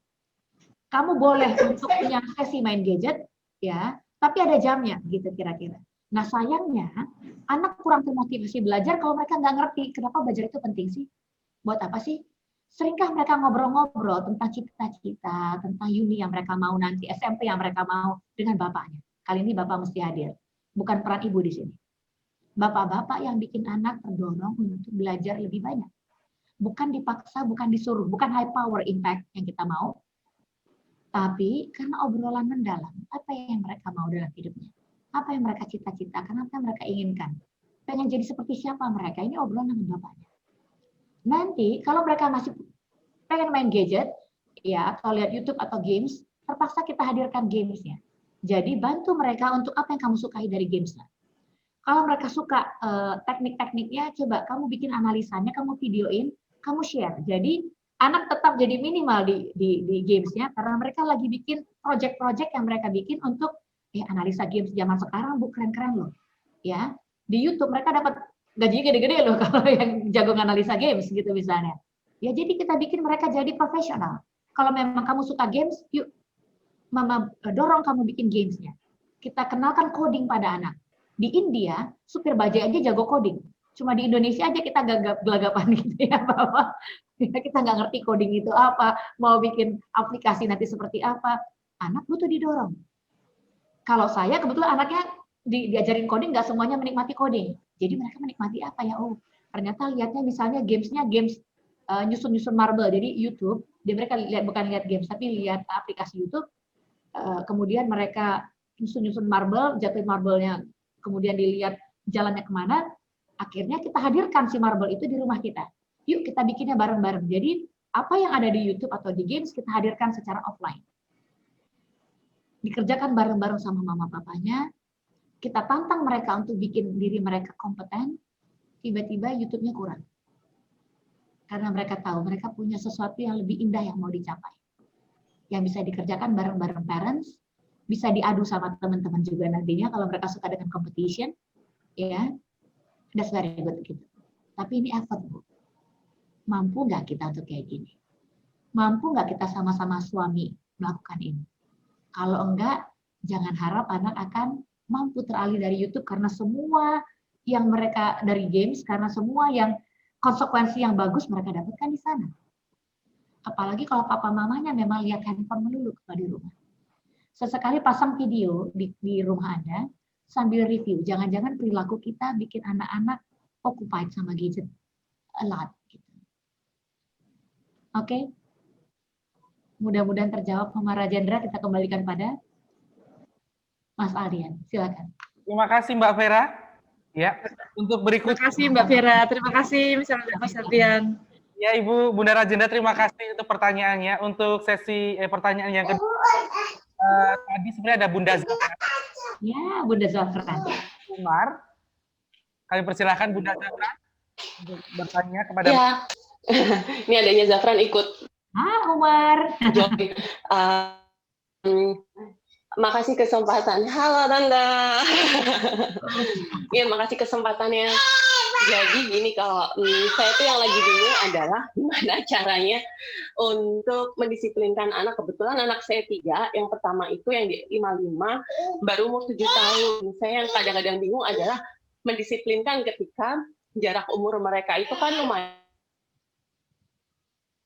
Disiplinkan hal A di kakak, terus nanti dia akan compare dengan adiknya, kok adik nggak gitu. Terus itu yang kedua, misalnya nih betul banget tadi kadang-kadang tuh anak saya online nih pas Zoom meeting di kelas, tapi ternyata layarnya udah dia switch ke aplikasi lain gitu. Terus gimana ya cara yang tepat buat negur dia di anak umur 7 tahun itu supaya dia tahu bahwa itu nggak baik, itu nggak jujur, atau cara yang tepat gimana untuk ngasih taunya. Biasanya Biar dia Mama tahu Zafran, Bunda saya Zafran dengan benar melakukan apa? Biasanya Bunda Zafran melakukan apa nih? Biasanya anaknya diapain? Biasanya? Di sini saya biasanya Zafran nggak bisa konsen, semakin ketinggalan. Nanti gurunya Mister bilang apa, kakak akan ketinggalan. Padahal dia itu kalau ketinggalan terus jadi sedih, suka marah-marah, terus jadi suka ngerasa ketinggal, terus achieve-nya lama tuh dia juga akan stres sendiri gitu-gitu. Jadi paling saya kasih taunya itu. Saya juga nggak selalu bisa persis di sebelahnya dia karena kadang-kadang saya juga harus pas pergi pagi atau mungkin adiknya juga pas lagi kayak gini nih, jadi nggak bisa benar-benar nemenin dia di sebelahnya karena kalau justru adiknya di sebelahnya kan kadang-kadang dia nggak konsentrasi gitu. Oke. Ya lain sih gitu Mbak Sarah. Wah, nggak mudah ya. Terima kasih. kasih. Dong buat Bunda Zafran dong. Anaknya 3 loh ya. 3 anak ini. Wah, mama pun lewat nih kalau udah begini ya. Ya, Mama Jago kalau kayak begini namanya. Bukan Mama Jago, ini Mama Jago nih kalau kayak begini. Ya, ternyata ini iparnya Mbak Ana ya ternyata ya. Halo, salam kenal ya Bunda Zafran ya. Nggak cuma ipar, ternyata tetanggaan juga nih ternyata dengan Mbak Ana ya. Lagi S2, oke. Nggak mudah, mama-mama lagi sekolah S2 punya 3 anak. Selamat ya, Anda nggak perlu ngarepin banyak-banyak dulu di rumah sebentar. Ya, apa yang menjadikan Anda berharap bahwa anak mampu untuk, ya ini disiplin ini mesti ada 3 anak loh, Bun. Yang 2 lagi tuh kecil-kecil. Artinya enjoy the moment dulu. Anak Anda ngerti kok. Zafran ngerti bahwa dia butuh ikut rules, ikut aturannya, bahwa dia butuh mencapai sesuatu. Itu sebab dia jadi mudah marah karena terkait tadi merasa frustrasi kalau dia lagi terlambat, dia lagi nggak bisa, dia jadi emosional. Artinya anaknya cemas. Jangan-jangan aspirasi anak juga tinggi. Dia ngerti bahwa dia diharapkan tinggi. Yang sekarang kita butuh latih pada Zafran bukan disiplin dulu. Ya, dia udah ngerti tentang disiplin, dia udah ngerti tentang aspirasi dan prestasi. Ya, dengan pencapaian maksud saya. Yang butuh kita latih untuk Zafran adalah dia rileks lebih dulu. Biar dia ngerti bahwa ya, yang penting bagi bundanya, dia punya semangat belajar, dia stay di situ, dia hadir karena mama papanya suka belajar. Dia juga akan suka belajar, itu cukup. Nggak ada pressure untuk perform. Karena anak akan perform di bidangnya masing-masing kelak. Kalau mereka udah relax, mereka happy, mereka antusias belajar, mereka akan perform. Don't worry about it. Ya, anak kelas 1 SD juara, kelas 2 SD juara, ya, gedenya belum tentu akan sukses kok. Yang penting anaknya happy dulu dan dia ngerti. Dia butuh semangat to learn. Dan lucunya, ya, orang tua betul paham secara alamiah, anak memang ready untuk belajar, ready to learn. Jadi anak-anak suka belajar, ngerti apa yang dia dapatkan dari kelas. Bantu untuk mereka suka dengan kelasnya itu cukup, happy untuk ada di kelas itu cukup, no pressure. Karena buat putra Anda saat ini datang terlambat aja udah pressure buat dia dan bikin dia jadi kesel dan marah-marah. Artinya kita bikin dia lebih rileks boleh? No pressure. Jangan-jangan kadang-kadang mama-mama punya aspirasi kelihatan sama anak, dia ngerti mamanya mau ini nih. Dia ngerti mamanya punya harapannya gini nih. Dia baca sekali harapan mamanya, dia ngerti sekali apa yang diharapkan dari dia. Coba bantu dia lebih rileks, it's okay. Untuk terlambat, putra Anda yang pertama sama seperti putra kedua saya. Mereka ngertinya banyak, tapi cemas kalau nggak perform. Terlambat dikit jadi marah-marah. Yang kita latih sejak paham situasi ini adalah kita bikin dia rileks. Saat dia lebih rileks, dia ngerti. Ya, dia nggak mesti perform gimana-gimana. Dia mampu tune in dengan kegiatan kelasnya, dia punya entusiasme buat belajar, that's enough for us.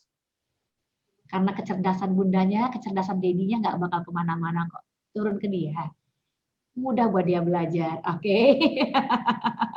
Relax. Ya, maklum bundanya lagi S2, jadi anaknya ngeliat bundanya belajar mulu. Jadi dia juga, dia tahu dia punya standar. Yuk kita bikin dia lebih rileks dulu, boleh? Ya, yang namanya disiplin bukan tentang kekerasan, bukan tentang standar yang tinggi. Yang namanya disiplin adalah anak paham bahwa dalam setting tertentu dia diharapkan berlaku tertentu. Kalau dia udah punya pemahaman yang baik, bahkan terganggu ketika dia nggak mampu mencapai standar tadi, kita bantu dia lebih rileks, oke? Bersenang-senang sama anak-anak, biarkan dia main sama adiknya lagi rusuh kayak tadi, lagi wah gitu ya. Ya nikmati karena one day akan ada kangenin momen-momen ini. Okay? Makasih banget ya Mbak Vera, jadi nangis. Iya, stay relax, Mom. Everything all went right sebetulnya. Tapi keren. Mama-mama S2 anak 3, yeay. This is prestasi, this is achievement. Oke, saya bersenang. Terima kasih. Oke, kembali kepada Bapak Aldian. Mbak Vera, saya juga jadi ikut terbawa sedih ya terkait. Oke, Mbak Vera, ini ada pertanyaan dari Bunda Asonta, ya. Tadi saya sempat nulis di chatnya, itu pertanyaan seperti ini. Apakah efeknya jika kita orang tua terlalu mengawasi rule yang sudah kita sepakati bersama? Jadi orang tua sudah punya rules dengan anak. Harapan saya, anak-anak bisa memahami secara sadar rules yang sudah kita sepakati bersama. Nah, itu menurut Mbak Vera seperti apa? Anak penting memahami rules yang sudah dibuat bersama orang tua. Itu seberapa harus anak punya kesepakatan dengan orang tua? Sebelum kita jawab, ya, saya juga mau kirim virtual hug untuk Mami Eka, Bunda Eka Pratiwi, Bunda Ana, Bunda Nafisa, semua ternyata isinya sama dengan saya juga di rumah ya. Anak-anaknya cemas kalau nggak perform tertentu, oke? Kita kirim virtual hug untuk semua. Nah, kali ini anak perlu paham rules nggak? Mereka perlu paham rules. Namun rules-nya perlu diwujudkan secara kaku atau fleksibel. Ternyata aturan yang ada di rumah, kalau terlalu kaku, akan memengaruhi struktur keluarga dan family map, ya, peta keluarga Anda, sehingga memengaruhi interaksi di rumah, status emosional di rumah. Rules penting ada. Anak-anak butuh dibatasi oleh aturan. Karena kalau nggak orang tua yang membatasi anak dengan aturan saat ini saat mereka kecil, kelak nggak ada yang bisa batasin mereka terkait aturan. Hanya hukum yang bisa batasin kelak. Jadi sebelum hukum yang main-main nanti dengan anak Anda pada saat usia remaja ke atas, saat mereka udah nggak mampu ikut rules siapapun lagi, kita yang bikin rules-nya. Nah sayangnya rules ini butuh sangat ditepati, atau bisa fleksibel. Ketika anak gagal untuk adjust, untuk perform sesuai dengan rules yang kita punya, ya pahami lebih dulu what happened. Anak-anak itu human. Status emosinya kadang up, kadang down, kadang cukup tidur, kadang lagi enggak, kadang makannya lagi asik, kadang enggak. Kadang giginya lagi ada yang tumbuh, geram, akhirnya ada yang giginya lagi goyang karena mau pergantian gigi susu menuju gigi beneran, gigi ala dewasa. Nah, ada banyak aspek yang memengaruhi kehidupan anak. Apalagi kalau anak punya hambatan-hambatan tumbuh kembang. Yang ringan, yang orang tua nggak kedeteksi. Kalau yang berat kan gampang, langsung ketahuan dari kecil. Kalau yang ringan, nggak mudah jadi anak. Mereka juga punya isu. Apa isu anak-anak yang nggak dipahami orang tua? Kadang-kala anak-anak terpapar oleh isu orang dewasa. Dia lihat papa mamanya lagi susah, lagi tertekan, lagi berantem. Mereka terganggu. Terganggunya bisa 1 hari, bisa 2 hari. Mereka lihat, kadangkala ada guru yang misalnya pilih kasih, ada golden child di dalam kelas. Mudah-mudahan kalau Al-Azhar 55 sih enggak ya, aman ya. Tapi ada anak-anak yang sedih ketika tidak diperlakukan atau tidak diperhatikan oleh guru di dalam kelas Zoom mereka. Atau mereka punya isu dengan teman-teman, tugasnya kebanyakan, mereka tertekan. Sehingga mereka butuh waktu untuk rileks lebih panjang. Dimarahin karena nggak sesuai dengan rules. Yuk, saat anak gagal untuk perform sesuai dengan standar yang kita punya, sesuai dengan rules yang kita bikin bersama, pahami. What was it all about? Pertanyaannya begitu. What happened sih? Ada apa, nak? Tanyakan pada putra-putri Anda. Mereka butuh dipahami, oke? Kita mulai dari sana. Nanti gunakan jawaban anak sebagai kalimat Anda berikutnya. Nggak ada, aku lagi yang suka aja. Oh, kamu lagi nggak suka ya? Apa yang bikin kamu nggak suka? Jadi Anda lagi latihan jadi psikolog, karena psikolog terbaik buat anaknya adalah bundanya sebetulnya. Anda paham putra Anda bahkan dari mereka dalam kandungan Anda kok. Dengan gerakan-gerakannya. Oke? Pahami mereka, kemudian bersedialah untuk fleksibel dengan rules Anda. Moga-moga keluarga kita sehat senantiasa, oke? Terima kasih. Kembali kepada Mas Aldian, yuk. Oke, terima kasih Mbak Vera. Ini sesi pertama selesai, kita lanjut sesi berikutnya ya Mbak ya. Yuk. Karena banyak sekali yang masuk di chatbox Mbak pertanyaan dan semua menarik, jadi mohon maaf untuk bunda-bunda semua yang nanti tidak bisa kita bacakan pertanyaannya. Insya Allah nanti akan kita share ke Mbak Vera. Nanti kalau memang ada waktu nanti bisa berbagi atau apa mungkin melalui. Akan insya Allah saya jawabkan via voice note, oke? Via voice note nanti mungkin akan bisa kita share melalui official WhatsApp number dari sekolah Al-Azhar 55. Oke, berikutnya ada pertanyaan dari Bunda Bima dan Bunda Aluna yang kurang lebih sama. Pertanyaannya yaitu, selama pandemi, Mbak Vera, selama pandemi kami tinggal di desa orang tua saya. Anak-anak sepertinya ada shock culture, ditambah pola asuh yang berbeda dari kakek neneknya, sehingga mempengaruhi sikap dan omongannya. Banyak kosakata baru dari teman-teman desa yang maaf kurang sopan yang sering kakak ucapkan. Bagaimana solusinya dengan masa sekarang? Aduh, sebenarnya ini seru ya. Saya tuh pengen banget, udah lama banget ya, pengen selama pandemi ini pengennya pulang kampung kayak kemana kayak gitu ya. Sayangnya kampungnya nggak ada. Pengen tinggalnya deket gunung, lihat sawah, pengennya sih gitu ya. Di Jogja masih enak, masih ada gunung, masih ada sawah, tuh enak banget. Ya, jadi akhirnya anak-anak butuh adjust. Nah, lihat ya, apa yang berubah dalam hidup anak-anak. Yang pertama, lingkungan rumahnya berubah. Tempat tidurnya aja beda, kamarnya lain. Gaya mandinya mungkin juga nggak sama. Ya, orang-orang yang dia temuin juga beda. Makanan yang dikonsumsi juga jangan-jangan udah nggak lagi sama. Teman-teman apalagi. Orang tuanya ya bertambah. Ada lagi figur penting lainnya, kakek nenek, dengan gaya pengasuhan yang nggak sama. Belum lagi Zoom belajar yang school from home seperti sekarang.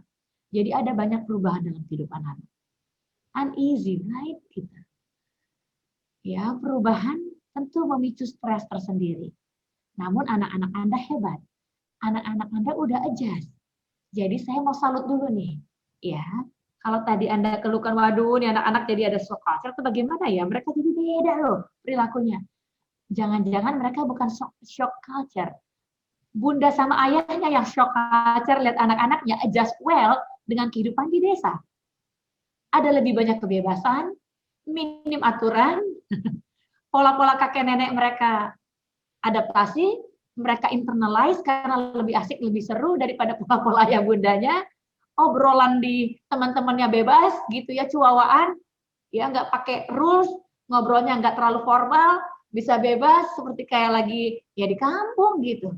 Artinya kita beri tepuk tangan dulu buat para putri Anda, mereka sukses untuk adjust. Itu keren. Jadi besok kalau mereka dipindahkan ke Amerika, mereka cepat untuk adjust. Pindah ke China, mereka cepat untuk adjust. Ya, bahasa yang mereka pakai juga cepat untuk adjust. Diacungi jempol dulu, Bunda. Nah, nanti gimana dong? Cara ngomongnya kayak teman-teman di sini, berantakan pakai bahasa yang kasar misalnya.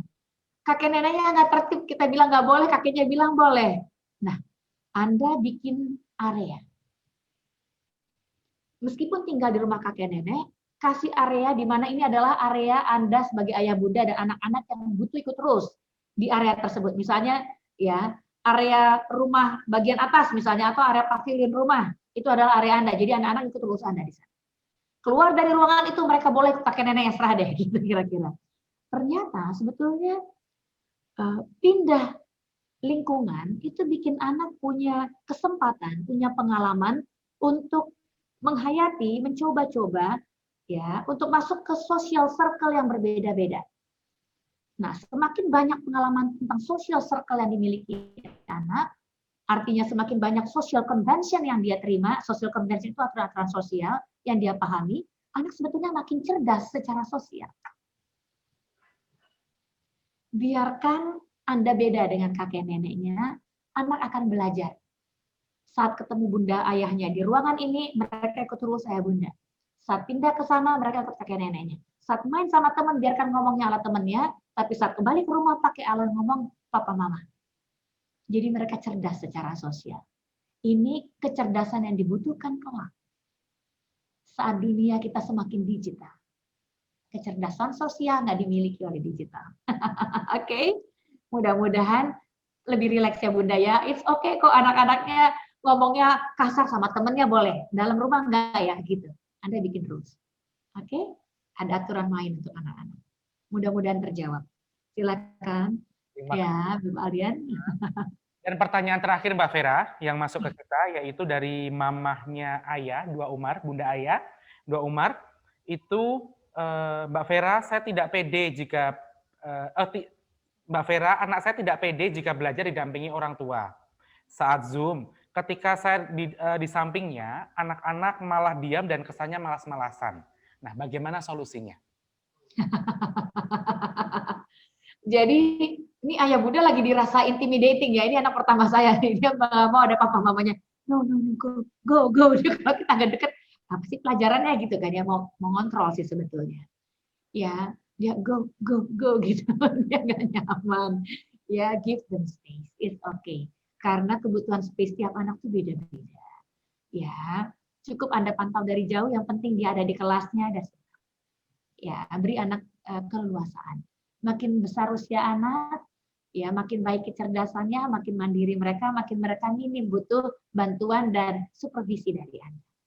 Oke, beri aplaus buat anaknya, mamanya bisa lebih rileks, menjauh mah. Oke, give them space. Ya, oke. Silakan, Mas Aldian. Terima kasih banyak sudah bergabung bersama kita. Mungkin males-malesan ada mamahnya, itu hati-hati loh, Anda lagi dikerjain loh ya, ada mamanya di males-malesan. Jangan-jangan dia lagi manipulatif mau ganggu Anda aja pokoknya. Oke. Mbak Vera, sebelum anak-anak tuh jahil banget sebenarnya. Yuk silakan. Sebelum kita akhiri mungkin bisa disimpulkan sedikit kesimpulan Mbak dari Oke.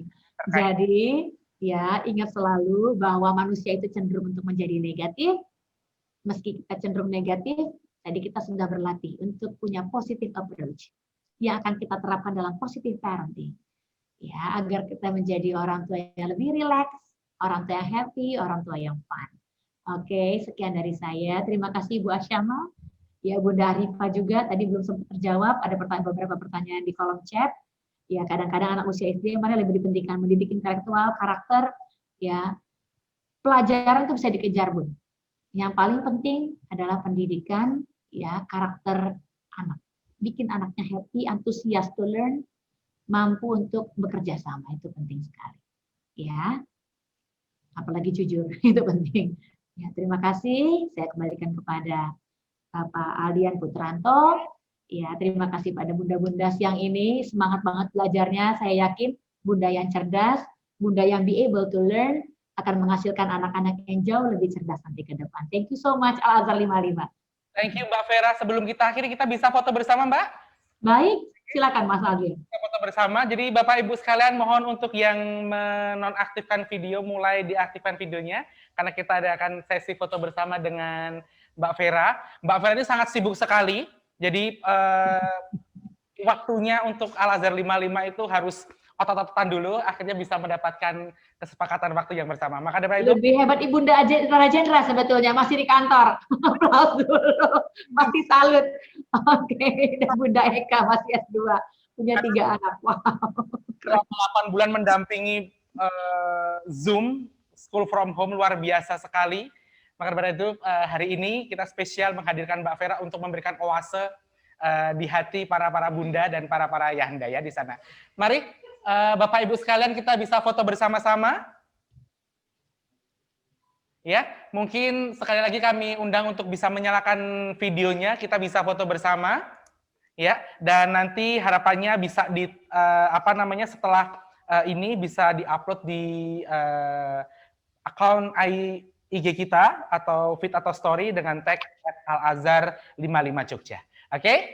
Mari kita mulai, saya hitungan ketiga, saya hitung sampai 3, kita foto pasang muka terrileks, tersantai kita hari ini. Ya, untuk bunda-bunda semuanya, tadi kuncinya dari Mbak Vera adalah rileks dan santai. Oke? 1, 2, 3. Sekali lagi. Ya, sekali lagi.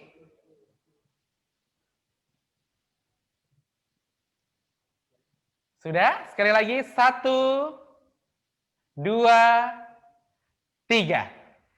Iya, luar biasa. Berikan tepuk tangan yang paling meriah untuk kita semua dan bunda-bunda yang ada di rumah. Ya, dan sekali lagi kami ucapkan terima kasih kepada Mbak Vera dan tim yang sudah berkenan memberikan waktunya, memberikan materi yang luar biasa pada hari ini, sehingga kita sedikit banyak, bukan sedikit tapi banyak sekali yang kita ambil. Dan mungkin ada pertanyaan-pertanyaan yang belum bisa terjawab oleh Mbak Vera, nanti akan kita kirimkan kepada beliau, dan mungkin nanti jika ada waktu beliau bisa memberikan respon balik kepada kita semuanya. Oke, sekali lagi kami ucapkan terima kasih Mbak Vera. Sama-sama.